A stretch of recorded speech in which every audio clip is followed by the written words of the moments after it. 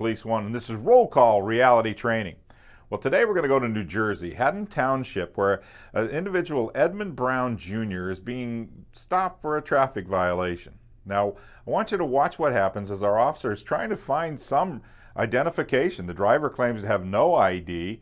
He's rather vague about who he is, and watch what happens. Is that your license in the center console? No. Or is that hers? It's hers. Okay, all right, that's fine. You have nothing with your name on it.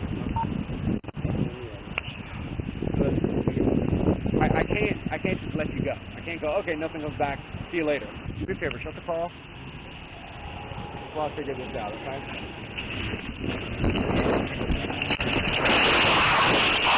Get out of the fucking car! Get the fuck down! Get the fuck down! Let me more units play, Central. 168 out there. Get the fuck down!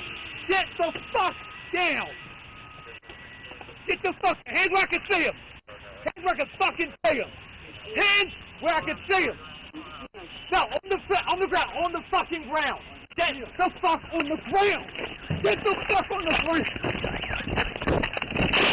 Get the fuck on! Come on, bitch!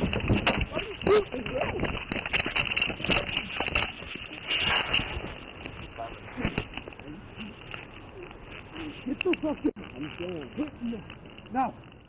Well, let's talk about what we've seen here. Now, when you and I do a traffic stop, one of the things that we're always thinking about tactically is got to be officer safety. The trouble with traffic stops is often we don't control where they stop. Well, in this case, it's a nice residential area. Then our concern is how do we contain the vehicle, controlling the vehicle. Well, we're always looking in terms of control. Control our risk, control the subject, control the vehicle.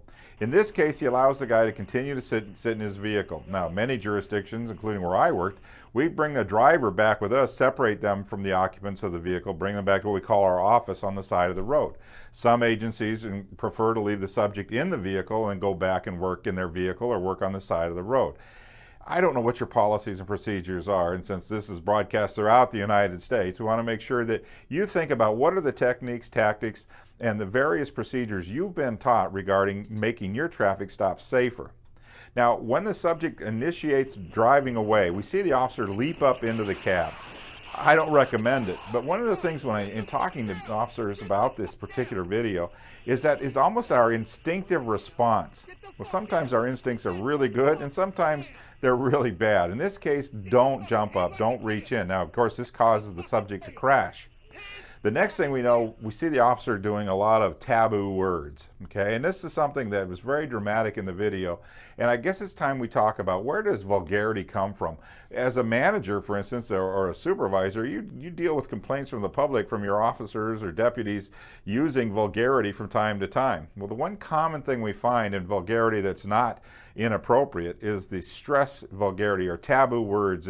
Sometime for fun, I want you to go to the internet, go to YouTube and look up Dr. Steven Pinker's video on taboo words. Now, he's a specialist in the nature of the human brain and language, and what he says is that even though we think vulgarity is part of language, it's deeper than that. It's in our emotional centers in our brain. It affects our amygdala. It affects literally our mammal brain is affected by vulgarity.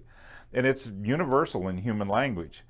What it does in essence is when our officer's yelling at the guy to get the F out of the car, get the F on the ground, show me your effing hands.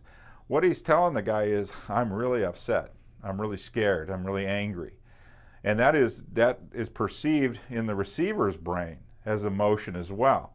The next thing is you have an accidental discharge into the subject's leg. What the fuck? Oh, you hear this guy complaining that he's been shot, and the officers simply say, no, I didn't shoot you. Well, he did. But one of the problems here is this is that terribly ambiguous situation where you have a possible deadly threat. And let me give you a little hindsight bias in the officer's favor. Hindsight bias is where we know the ending of the story, which the media loves to use against us when it's an unarmed subject. In this case, this is a suspect driving a vehicle, is an unlawful possessor. He's got a .357 Magnum in that vehicle.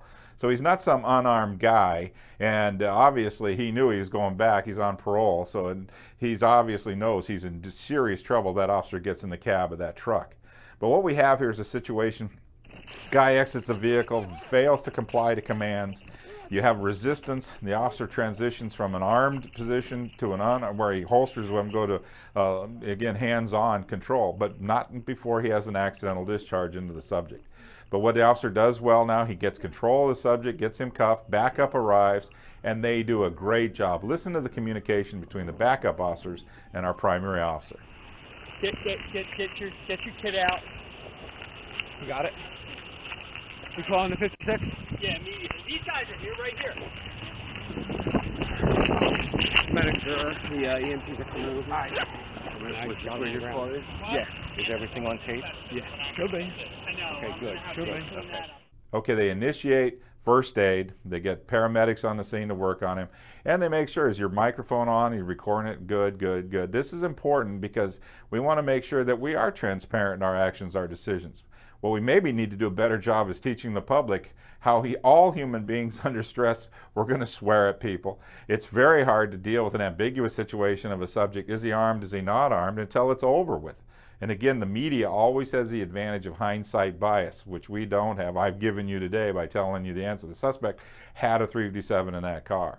So our officer dealt with a tough situation today, and I want to just say that, you know, this is the kind of thing that it's a tough decision to make. I would recommend don't jump up in there, don't grab that steering wheel, let him take off and chase him. But the officer chose that moment, he did that. I wasn't there. It was easy for me to sit back here on my couch and make decisions.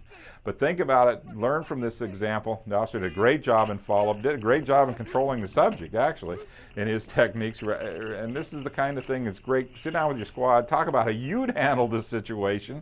Think about those things. How would you do it if you had an accidental discharge into a subject's leg?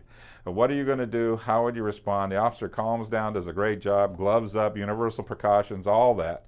So this is a really good segment today. It's a great one for you to talk about your procedures. How would you contain, control the subject and their vehicle, make yourself safe in the traffic stops. These are safer. Don't ever think you're safe, right, gang? And these are the things that are so important for us to remember. And until next time, take care of yourself, take care of your partners. We'll see you.